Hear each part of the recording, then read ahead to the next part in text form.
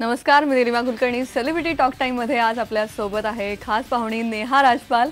नेहा, तुला खरं तर पाहुणी म्हणावंसं वाटत नाही, कारण नेहमी आम्ही हक्काने आवाज दिला की तू आमच्या समोर असतेस आणि अत्यंत प्रेमाने तू आमच्यासाठी येतेस. खूप स्वागत आहे तुझं. Thank you so much Neelima. हे माझं घरच आहे खरंच. अक्षरशः सकाळी इतकी नॉस्टॅल्जिक झाले, मी तुला बोलले. भेटी लागे जीवा माझा फेवरेट कार्यक्रम आहे आणि जेव्हा तुम्ही बोलवता भेटी लागे जीवामध्ये, तेव्हा छान अभंग गाण्यात जी मजा आहे ना, ती अजरामर करून जाते. म्हणजे that is a memorable moment. IBN is my family. नक्कीच आज खूप गप्पा मारायच्या आहेत आणि प्रेक्षकांनाही तुला खूप प्रश्न विचारायचे आहेत. नेहाला फोन करा. आमचा फोन नंबर लिहून घ्या, 022-668-99263. नेहा, पहिला फोन आलेला आहे, त्यामुळे आपण थेट पहिल्या फोनकडे वळूया. अमरावतीहून समृद्धी पांडे आपल्या सोबत आहेत. समृद्धी, तुमचा प्रश्न विचारा नेहा राजपाल यांना. हॅलो नेहानी, मी समृद्धी बोलते अमरावतीवरनं. नमस्कार. हा, मी तुझी खरं तर खूप मोठी फॅन आहे. Oh thank you. You are so versatile. You are such a sweet singer, अँकर, म्युझिक प्रोडक्शन आणि आता तू फिल्म प्रोडक्शन मध्ये सुद्धा पदार्पण करते. येस. तुझ्या नवीन प्रोजेक्ट साठी माझ्याकडनं खूप खूप शुभेच्छा. धन्यवाद समृद्धी. आणि बहुतेक तू त्यात एक लिरिक्स सुद्धा लिहिलंयस, ओली ती माती. ओ माय गॉड, एवढं तू फॉलो केलंयस मला. अनबिलिव्हेबल इंस्टाग्रामवर सुद्धा फॉलोवर आहे.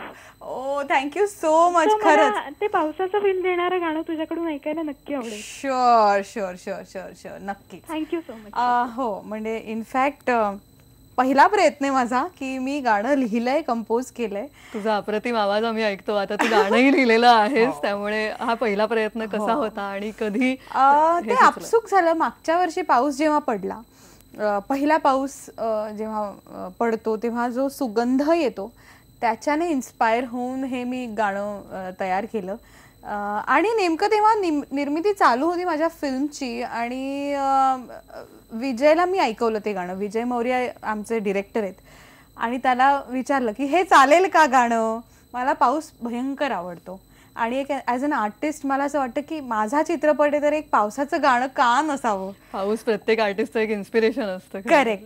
तर विजयला ती चाल आवडली आणि 10 लोकांना मी ऐकवली, अप्रूव्ह करून घेतली आणि मग ते इन्क्लूड करायचं ठरवलं. ओली ती माती असं ते गाणं आहे. ते गाणं आम्हाला कधी ऐकायला मिळणार आहे? आता 2 ओळी ऐकून. येस, इर्शाद. ओली ती माती, ओला तो गंध, ओली ती सांज, तुझा सुगंध,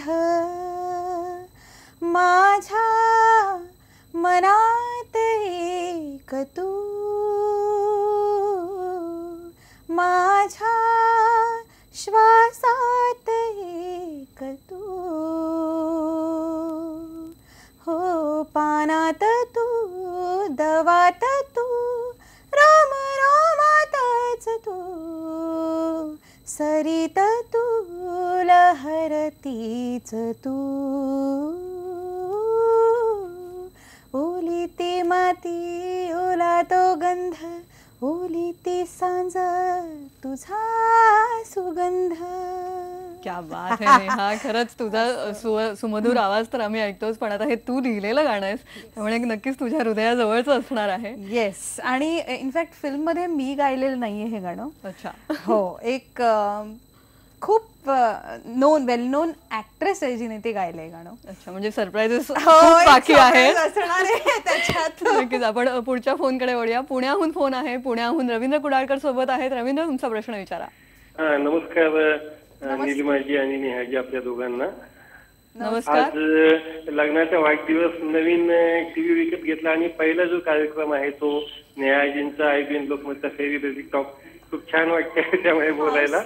आणि मला नेहाजींना असं विचारायचंय की प्रत्येक जण आपल्या कामाचं समाधान आपल्या कामातनं एन्जॉय करत असतो, तर तुमच्या बाबतीमध्ये तुम्ही कामाचं समाधान आणि आनंद कशा प्रकारे करता? आणि दुसरं असं विचारायचंय की एक तुम्ही डॉक्टर पण आहात आणि तुम्ही संगीत क्षेत्रात पण आहात, त्याचं बॅलन्सिंग कसं साधता हे मला ऐकायचंय. धन्यवाद.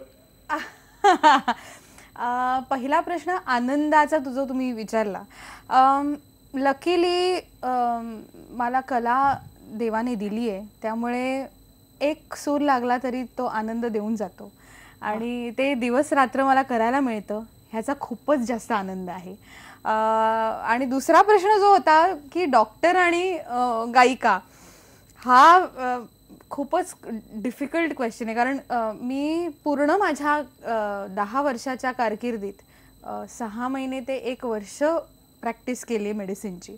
त्यानंतर मी जिंकले रियालिटी शो आणि मग तिकडून सुरुवात झाली माझी सगळी. पण आमची कंपनी इको हेल्थ म्हणून आहे, जेणेकरून आम्ही एक जेनेरिक मेडिसिन्सना प्रमोट करतो. म्हणजे जर 100 रुपयांचं ते औषध आहे तर ते आम्ही 10 रुपयात मिळवून देतो. अशी फॅसिलिटी आम्ही जस्ट लॉन्च करणार आहोत. हा, म्हणजे जे एवढी वर्ष 5.5 वर्ष मी ती डिग्री घेतली आहे आणि त्याचा काहीतरी उपयोग नीट करावा ही माझी इच्छा आहे. तर दुसरं जे असणार आहे क्षेत्र ते हे असणार आहे की जेणेकरून मला इमर्जन्सीज न करता मी डायरेक्ट पेशंट्सना काहीतरी करू शकेन माझ्यातर्फे. नक्कीच एक खारीचा वाटा असेल त्या एका मोठ्या समाजसेवेत तुझी एक भर आहे. पुढचा फोन आपण घेऊया. यवतमाळहून सुधाकर लोमटे आपल्या सोबत आहेत. सुधाकर, तुमचा प्रश्न विचारा. हा, नमस्कार मॅडम. नमस्कार. हा, मी नेहा मॅडम, मी आपलं खूप फॅन आहे आपल्या. तर मी हे जे आहे ना तुमचं, ती खूप वेळची जाहिरात पाहतो मी तुमची या ठिकाणी की तुम्ही येणार आहात म्हणून सेलिब्रिटी भेटीसाठी. अच्छा. आणि मग मला खूप आवडलं. तुम्ही आता म्हणत होते की मी गीत लिहिलं म्हणून. हा सुधाकर, बोला, तुमचा प्रश्न विचारा. म्हणून ऐकलं मॅडम तुम्ही. तर मला असं म्हणायचं होतं की मॅडम मी पण लिहित असतो, माझं एक गीत तुम्हाला द्यावं मला असं वाटते मॅडम. ओ, तुम्ही मला ईमेल करा ना प्लीज, तुमचे लिरिक्स असतील. बरं मी 2 ओळी म्हणू का मॅडम माझ्या? म्हणा. हो, तर 2 ओळी म्हणू का मॅडम? हो हो हो हो. हा, डोळ्यात तुझ्या मी पाहते, डोळ्यात तुझ्या मी पाहते प्रतिबिंब माझे. सुधाकरजींनी त्यांची एक गाणं ऐकलं आहे. पण असे अनेक चाहते नेहा, तुझे फॉलोअर्स सगळीकडे, ट्विटर, फेसबुक, इंस्टाग्राम या सगळीकडे तुझे फॉलोअर्स, आणि अर्थात प्रत्यक्षातही तुला अनेक चाहते भेटत असतात आणि अत्यंत प्रेमाने तूही त्यांच्याशी बोलत असतेस. तर कसं वाटतं या सगळ्या? मुळात ना मला फार सोशल मीडिया हे फार आवडीचा विषय माझा. कारण मला ते माध्यम जवळजवळ आता 5 वर्षांपूर्वी गवसलं की तुम्ही किती इझिली एका क्लिकने कोणाशी तुम्ही फक्त लाईक केलं ना त्यांचं अपडेट, तरी त्यांना खूप आनंद होतो आणि ते लगेच तुमच्याशी कनेक्ट करतात आणि ते संवाद साधणं महत्त्वाचं वाटतं. हो, खूप महत्त्वाचं आहे. कारण एकतर आपली इम्प्रूव्हमेंट ही तेवढीच होते. कारण खरं सांगू, खूप लोक खूप छान फोटोजवर खूप कॉमेंट्स असतात, पण गाण्यांवर कम्पॅरेटिव्हली कमी असतात. कुठलाही सेलिब्रिटी घ्या तुम्ही.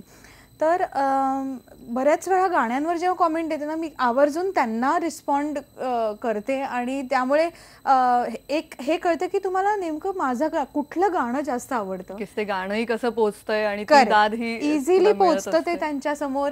आणि इझी माध्यम, चीपेस्ट माध्यम, क्विकेस्ट माध्यम हे सोशल मीडिया आजच्या जगात.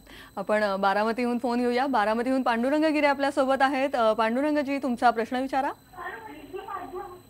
मॅडम, बऱ्याच दिवसापासून नेहा राजपाल हे नाव मी ऐकून आहे, पण त्यांच्याशी प्रत्यक्ष बोलायला मिळणार याचा आनंद जास्त आहे. नमस्कार. नमस्कार. तुमच्या टीव्हीचा आवाज कमी करा आणि तुमचा प्रश्न सलग विचारा. नाही मॅडम, एकच प्रश्न विचारायचा आहे की तुम्ही हे तुमची डॉक्टरकी सांभाळून हे जे ह्याच्या गाण्याकडे जे तुमचं जास्त लक्ष केंद्रित करते, त्याचं ओरिजिनल काय आहे तुमच्या मनातलं, त्याबद्दल फक्त जाणून घ्यायचं होतं. येस, मला लहानपणापासून, माझी आई डॉक्टर आहे, मला लहानपणापासून डॉक्टरच व्हायचं होतं. तेव्हाच स्वप्न माझं डॉक्टर व्हायचं होतं आणि ते पण इंटेन्सिव्हिस्ट व्हायचं होतं. म्हणजे इंटेन्सिव्ह केअर युनिटमध्ये इमर्जन्सीज बघत काय माहिती, एक लहानपणापासून असं वाटायचं, अरे आई एक छोटंसं औषध किंवा पिल देते आणि तुमचा हेडेक जातो, हे कमी होतं सगळं. म्हणजे देवानंतर काय आहे तर डॉक्टर आहेच. आणि ते माझं ध्येय होतं. ते ते मला मिळालं, म्हणजे मला मार्क मिळाले, मी मेहनत घेतली, मी झाले डॉक्टर. पण त्यानंतर असं झालं की गाणं माझं सुरूच होतं लहानपणापासूनच, आणि मला कधी वाटलं नव्हतं की ते प्रोफेशनली होईल, माझ्या आयुष्यात येईल. पण मिळत गेली संधी, आणि मला असं वाटलं की संधी ना आपल्याकडे अशी फिरत असते, ती आपल्या समोर आली की ती आपण घ्यावी आणि नंतर मग विचार करावा काय करायचं त्याचं. आणि नेहा, आता तू नवीन संधी घेतलेली आहेस आणि त्याची घोडदौड सुरू आहे निर्मिती क्षेत्रात. मागच्या वर्षी आलीस अल्बमच्या द्वारे आणि आता सिनेमाच्या द्वारे. याविषयी आणखी बरंच बोलायचं तुझ्याशी, पण आता घेऊया एक छोटासा ब्रेक नंतर नेहा आणि तिचा नवीन सिनेमा याविषयी बोलणार आहोत. घेऊया एक छोटासा ब्रेक. पाहत रहा सेलिब्रिटी टॉक टाइम.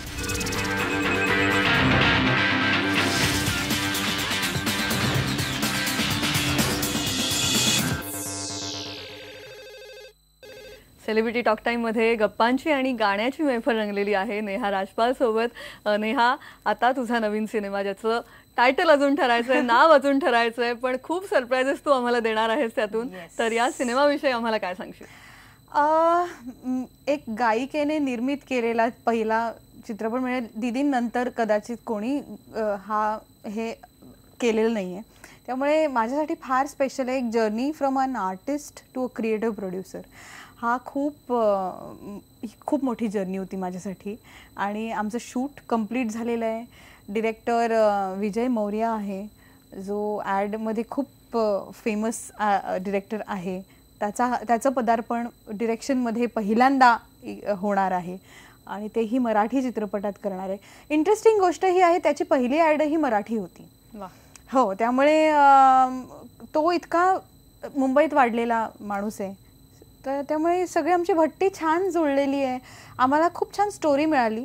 आकाश, माझा नवरा, त्याने लिहिलेली आहे, आणि ओमकार मंगेश दत्त, ज्याने मन हे बावरे डिरेक्ट केलेलं, ह्या दोघांनी मिळून स्टोरी तयार केलेली आहे, आणि ती स्टोरी खूप छान झालेली आम्हाला असं वाटलं. आणि मग विजय मौर्याला आम्ही अप्रोच केलं की तू स्क्रीन प्ले लिहिशील का, कारण चिल्लर पार्टीसाठी त्याला नॅशनल अवॉर्ड मिळालेला आहे, आणि आम्हाला वाटलं की चिल्लर पार्टी हा एकदम वेगळा चित्रपट आहे, आणि त्याची एक सेन्सिबिलिटी खूप वेगळी आहे. आणि ही अग्रीड. तो आणि योगेश जोशी दोघांनी सुरुवात केली स्क्रीन प्ले आणि डायलॉग्स लिहायची. आणि वंदना गुप्ते यांचं एक खास कॅरेक्टर आहे, आम्हाला कळलेलं आहे. येस, आजी त्या प्ले करतायत, आणि वंदना ताई जशा आहेत ना तशाच दिसणार आहेत. फुल ऑफ लाईफ, आत्ताची स्त्री, येट रूटेड. अजूनही तिच्या घरी गेलं की तुम्हाला ती पुरणपोळी आणून देणार अशी आहे ती, आणि तरीही ती एक इंडिपेंडंट वुमन आहे. त्यामुळे तिचं जे कॅरेक्टर आहे ना ते अक्षरशः तसंच आहे जशी ती आहे. आणि त्यामध्ये म्हणतात की हे एक असं कॅरेक्टर आहे ज्याच्यात मी ऍक्टिंग नाही करणार आहे. तसं आम्हाला पाहायला मिळणार आहे. आणि नेहा, आज तू आमच्याकडे आलीस, आजचा दिवस खूप खास आहे. आज R.D. बर्मन यांचा जन्मदिवस आहे, आणि आज तुझ्यासारखी एक मोठी गायिका आमच्या समोर यावी, खूप छान वाटतंय. त्यांची एखादं गाणं जे तुला आवडतं आणि त्यांच्याविषयी काय सांगशील? आज इनफॅक्ट माझं फेसबुक अपडेट पहिला तोच होता की birth anniversary of the legend. जरी ते नसले तरी त्यांची गाणी अजरामर आहेत, नेहमी राहतील, वर्षानुवर्ष राहतील. त्याच्यातलं एक गाणं मी रियालिटी शोमध्ये परफॉर्म केलेलं, ते गाणं रैना बीती जाए. होऊन जाऊ दे. रैना बीती जाए शाम ना आए, रैना बीती जाए शाम ना आए, निंदिया ना आए, निंदिया ना आए, रैना बीती जाए शाम ना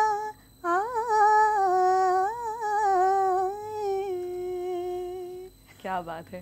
R.D. बर्मन आणि हे एक अनोखं वेगळं गाणं. बास, म्हणजे त्यांनी इतका तो बँड विड्थ असतं ना एका आर्टिस्टचं, ते काय असावं हे R.D. बर्मन जागृत. नेहा, तुला स्वतःला कुठल्या प्रकारची गाणी आवडतात? मला मुळात सगळ्या प्रकारची गाणी आवडतात. Right from jazz western to म्हणजे अक्षरशः आता आल्यामुळे माझ्या मुलीमुळे मला आजकालचं म्युझिकही ऐकायला आवडतं. त्यात इनफॅक्ट मला हनी सिंगही आवडतो कारण त्याचे शब्द जरी थोडेसे ऑफेन्सिव्ह असले तरी त्याला एक पल्स माहिती आहे ते. आणि लता दीदी ऑफकोर्स त्यांची गाणी, गोल्डन एराची गाणी, 60sची गाणी, अक्षरशः जिया बेकरार हे पासून ते आतापर्यंत अजय अतुलपर्यंत सगळी आवडतात मला गाणी. फक्त त्याच्यात एक आत्मा असणं फार गरजेचं आहे की त्या शब्दांना बरोबर न्याय देणारी चाल आणि सिंगर असला की बास, मॅजिकल. येस, आणि तेच मॅजिक आम्ही तुझ्या गाण्यांमध्येही अनुभवत असतो. आता वेळ झाली एका छोट्याशा ब्रेकची. पाहत राहा सेलिब्रिटी टॉक टाइम.